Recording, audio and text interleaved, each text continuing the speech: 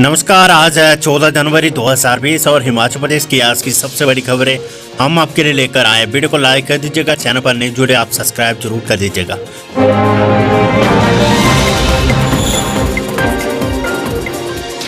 Corona vaccine लगाने के बाद व्यक्ति को इन बातों का रखना होगा ध्यान, 42 दिन तक बरतनी होगी एहतियात। हिमाचल प्रदेश में कोरोना वैक्सीन चंडीगढ़ से गुरुवार को बाय रोड शिमला पहुंचाई जाएगी। इससे पहले पुणे स्थित सीरम इंस्टीट्यूट से वैक्सीन को इंडिगो एयरलाइन से चंडीगढ़ लाया जाएगा। दोपहर करीब 1 बजे हिमाचल स्वास्थ्य विभाग के अधिकारी चंडीगढ़ में वैक्सीन को लेंगे और 4 बजे परिमल शिमला से दवाई पहुंचाई जाएगी। यहां से 1 घंटे के भीतर वैक्सीन प्रदेश के सभी जिलों को भेजी जाएगी। नेशनल हेल्थ के मिशन निदेशक डॉक्टर निपुल जिंदल ने इसकी पुष्टि की है। 16 जनवरी को 41,000 डॉक्टरों, नर्सों, सफाई कर्मचारी, आंगनबाड़ी कार्यकर्ताओं और आशा वर्करों को टीका लगेगा। इसकी तैयारियों को लेकर 15 जनवरी को कैबिनेट बैठक बुलाई गई है, जिसमें टीकाकरण पर मंथन होगा। वैक्सीन का टीका लगाने के बाद 42 दिन तक उक्त व्यक्ति को परहेज करना होगा, भीड़ वाले इलाके में जाने से बचना होगा, मास्क पहनना होगा, किसी प्रकार के संक्रमण की चपेट में आने से बचना होगा। स्वास्थ्य सचिव अमिताभ अवस्थी ने बताया कि 16 जनवरी को अगर वैक्सीन लगाएगी तो उसके 42 दिन तक वैक्सीन लगाने वाले शख्स को एहतियात बरतनी होगी, क्योंकि 42 दिन के बाद इस शरीर में एंटीबॉडी बनना शुरू होगी। अगर कोविशील्ड का टीका लगाया तो उसकी दूसरी वैक्सीन भी इसी को दी जाएगी। पहली वैक्सीनेशन होने के बाद दूसरा चरण 28 दिन के बाद होगा। वैक्सीन के भंडारण को लेकर बुधवार को स्वास्थ्य निदेशालय परिमल कुसुमपट्टी में स्वास्थ्य अधिकारियों की टीम छुट्टी रही। गुरुवार को केंद्र सरकार की ओर से सूबे में कोरोना वैक्सीन पहुंचा दी जाएगी। किस सेंटर में कितनी वैक्सीन जानी है, इसका रिकॉर्ड तैयार किया जा रहा है।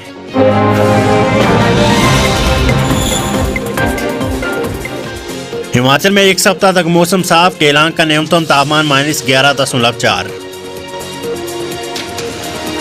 हिमाचल प्रदेश में 1 सप्ताह तक मौसम साफ रहेगा। मौसम विज्ञान केंद्र शिमला ने 13 से 19 जनवरी तक प्रदेश के सभी भागों में मौसम साफ रहने का पूर्वानुमान जताया है। वहीं प्रदेश के 4 मैदानी जिलों ऊना, बिलासपुर, हमीरपुर और कांगड़ा के कई क्षेत्रों में बुधवार सुबह घना कोहरा छाया रहा। दोपहर बाद धूप खिली। प्रदेश के अन्य क्षेत्रों में मौसम साफ रहा। धूप खिलने से अधिकतम तापमान में 2 से 3 डिग्री की बढ़ोतरी दर्ज की गई है।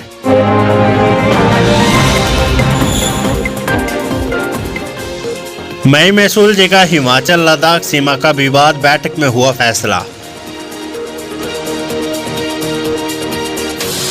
हिमाचल प्रदेश और केंद्र शासित प्रदेश लद्दाख पूर्वी में जम्मू कश्मीर के बीच कई दशकों से चला आ रहा सीमा विवाद बर्फ पिघलने के साथ ही मई में सुलझ जाएगा। सूत्रों का कहना है कि गर्मियों में बर्फ पिघलने के साथ ही भारतीय सर्वेक्षण विभाग सर्वे ऑफ इंडिया राजस्व दस्तावेजों के आधारित नक्शों के आधार पर दोनों राज्यों के बीच के चीन से लगते जस्कर सामदो से लेकर सरचू तक की सीमा का निर्धारण करेगा। मंगलवार को इस संबंध में केंद्रीय गृह मंत्रालय के संयुक्त सचिव ने हिमाचल प्रदेश और लद्दाख के अधिकारियों के साथ वीडियो कॉन्फ्रेंसिंग के जरिए बैठक की। बैठक में हिमाचल प्रदेश सरकार ने बताया कि उसने राजस्व रिकॉर्ड सर्वे ऑफ इंडिया से नक्शे हासिल कर ली। केंद्र सरकार ने तय किया कि अब गर्मियों में सीमांकन का विवाद खत्म किया जाएगा।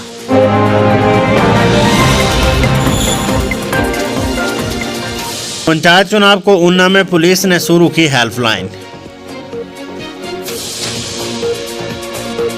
हिमाचल प्रदेश में पंचायत चुनाव पर पुलिस ने पहरा बढ़ा दिया है। पंचायत चुनाव के मद्देनजर पुलिस हेल्पलाइन शुरू की गई। पंचायती राज चुनाव के दौरान सूचनाओं की प्राप्ति के लिए ऊना पुलिस कंट्रोल रूम के नंबर 8219477707 को हेल्पलाइन के रूप में इस्तेमाल करेगी। इस हेल्पलाइन पर कहीं भी हुड़दंग या अन्य किसी प्रकार की शिकायत दर्ज करवाई जा सकेगी। सीमावर्ती जिला होने के कारण पुलिस ने निगरानी बढ़ा दी है। पंजाब से सटे इलाकों पर पुलिस अतिरिक्त फोकस कर रही है। पुलिस ने पंचायत चुनाव को ध्यान में रखते हुए बाकायदा QRT भी गठित की है, ताकि हुड़दंगियों पर कार्रवाई की जा सके। CCTV के जरिए भी संवेदनशील जगहों की निगरानी की जाएगी। पंचायत चुनाव को लेकर पुलिस ने सुरक्षा का पूरा खाका तैयार किया है।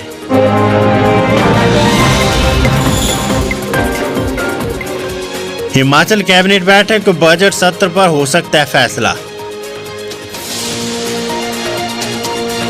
केंद्र की नरेंद्र मोदी सरकार के 29 जनवरी से बजट सत्र के ऐलान के साथ ही हिमाचल प्रदेश में बजट सत्र के आयोजन को लेकर कवायद शुरू हो गई है। सूत्रों का कहना है कि शुक्रवार 15 जनवरी को होने वाली कैबिनेट बैठक में बजट सत्र को लेकर फैसला हो सकता है। कोविड की वजह से पिछला बजट सत्र बीच में ही रोकना पड़ा था। शीत सत्र भी नहीं हो पाया। ऐसे में माना जा रहा है कि इस बार के सत्र को प्रदेश सरकार लंबा चला सकती है। ऐसा इसलिए भी है क्योंकि शीत सत्र को आयोजित कराने की कांग्रेस और माकपा विधायकों ने मांग की थी। ताकि प्रदेश सरकार को कोविड काल में भ्रष्टाचार के मामलों पर घेरा जा सके। हालांकि कोविड के बहाने सरकार ने सत्र टाल दिया था। ऐसे में अब सरकार भी इस बार इस सत्र को पूरा चलाने और लंबे समय पर विभिन्न मांगों और चर्चाओं को सदन में करने को तैयार बैठे विधायकों को समय देने के लेकर भी दबाव है। आपको बता दें, केंद्र सरकार ने 29 जनवरी से बजट सत्र की घोषणा की और 1 फरवरी को वित्त मंत्री निर्मला सीतारमण बजट पेश करेगी।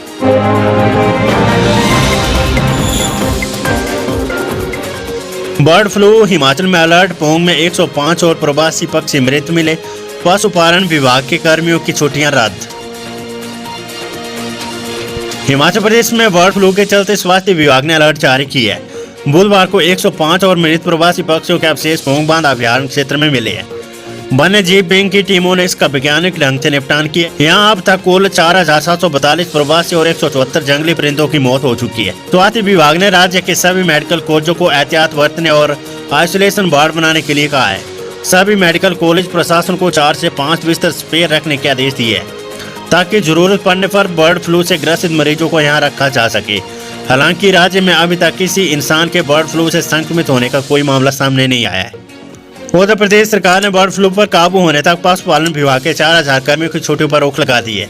पशुपालन विभाग के निदेशक अजमेर सिंह डोगरा ने बताया कि विभाग के डॉक्टरों और पैरामेडिकल स्टाफ की छुट्टियां रद्द कर दी गई है। बर्ड फ्लू प्रभावित क्षेत्रों में कर्मचारियों को 2000 PPI किट उपलब्ध कराई जा चुकी है।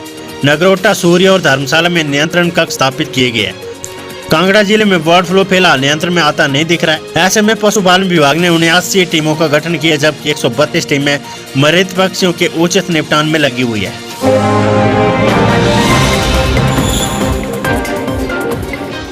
पंचायत चुनाव, मतदाता सूची से हिमाचल के पूर्व मंत्री का नाम गायब। हिमाचल प्रदेश के पूर्व मंत्री और कांग्रेस के राष्ट्रीय सचिव सुधीर शर्मा का नाम भी मतदाता सूची से गायब है। उन्होंने कहा कि पंचायती राज चुनाव में मतदाता सूचियों में भारी धांधली देखने को मिली है। प्रदेश चुनाव आयोग और राष्ट्रीय चुनाव आयोग की सूचियां भी भारी अंतर है। हर पंचायत से सैकड़ों लोग मतदाता सूचियों से गायब है। हर पंचायत से 50 से 250 वोटों का नाम सूची में नहीं है। जिन लोगों ने पिछले पंचायत और विधानसभा चुनाव में मतदान किया और वोटर कार्ड भी बने हैं, वे भी इस सूची से गायब है। ऐसा लगता है कि सोची समझी साजिश के तहत कुछ लोगों के नाम काट दिए गए हैं।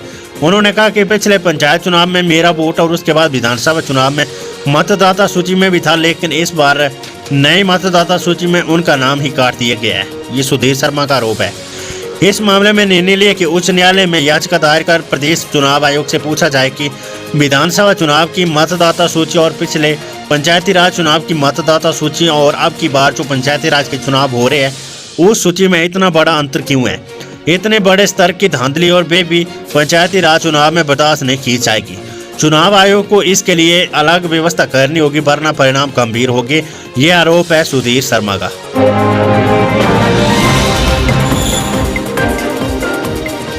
और अब आज की corona virus update. 2 corona positive मरीजों की मौत, 90 नए मामले।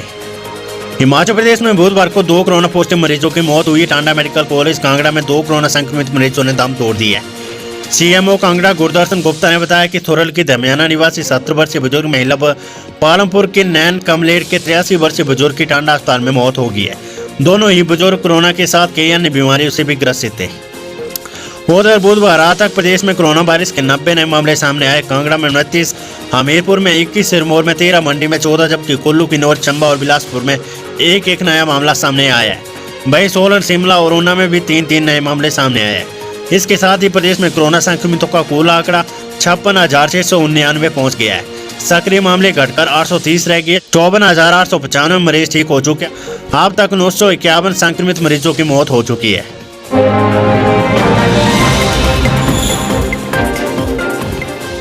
मुख्यमंत्री जयराम ठाकुर बोले, हिमाचल की सभी मेडिकल कॉलेज परियोजनाओं को समयबद्ध पर पूरा करें। हिमाचल प्रदेश में क्रियान्वित की जा रही सभी मेडिकल कॉलेज परियोजनाओं को समयबद्ध पूर्ण करना और इन महत्वाकांक्षी परियोजनाओं के निर्माण में गुणवत्ता सुनिश्चित की जानी चाहिए। मुख्यमंत्री जयराम ठाकुर ने ये बात बुधवार को राज्य में नए मेडिकल कॉलेज के भवन निर्माण की प्रगति को लेकर आयोजित समीक्षा बैठक की अध्यक्षता करते हुए की।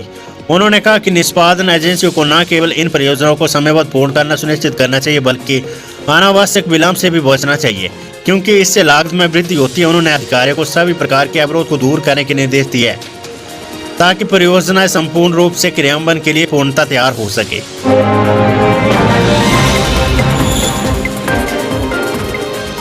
मुख्यमंत्री जयराम ठाकुर बोले, हिमाचल को आज चंडीगढ़ से उपलब्ध होगी कोरोना की वैक्सीन।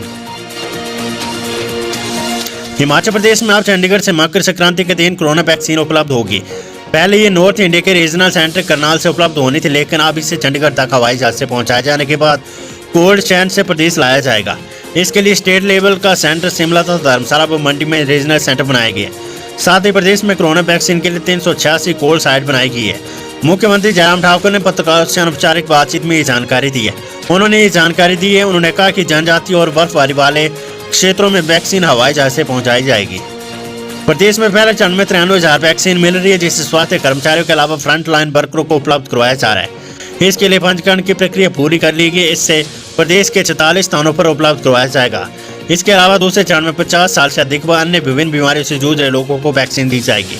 उन्होंने कहा कि वैक्सीन लगाने को लेकर प्रदेश में ड्राई रन के माध्यम से तैयारियां पूर्ण कर ली गई है। वैक्सीन के लिए वाहनों एवं चालकों को तैयार रखा गया है। उन्होंने कहा कि हालांकि प्रदेश में कोरोना के मामले में कमी आई है, अब रोजाना 100 से कम मामले सामने आ रहे, जबकि पहले ये आंकड़ा 900 से पार कर गया था। इस प्रकार प्रदेश में अब कोरोना के 800 एक्टिव मामले रह गए हैं। और आपको बता दी, ये पंचायत चुनाव अभी चले हुए हैं।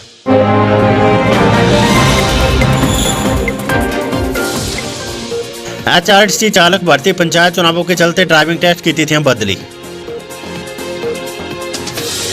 HRTC चालक मुख्य ड्राइविंग टेस्ट में भाग ले रहे उम्मीदवारों के लिए महत्वपूर्ण खबर है।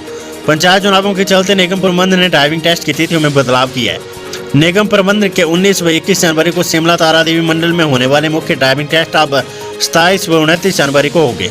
प्रदेश में 17, 19 और 21 जनवरी को पंचायत चुनाव है। ऐसे में इन दिनों में होने वाले टेस्ट को आगामी दिनों के लिए किया गया है। निगम अधिकारियों ने बताया कि उम्मीदवार नई तिथियों के अनुसार 9 बजे फाइनल टेस्ट के लिए पहुंचे और अपने जरूरी दस्तावेज साथ रखें। इसके अतिरिक्त अधिक जानकारी प्राप्त करने के लिए मंडलीय कार्यालय शिमला के फोन नंबर 0177281232 पर कॉल करके संपर्क कर सकते हैं।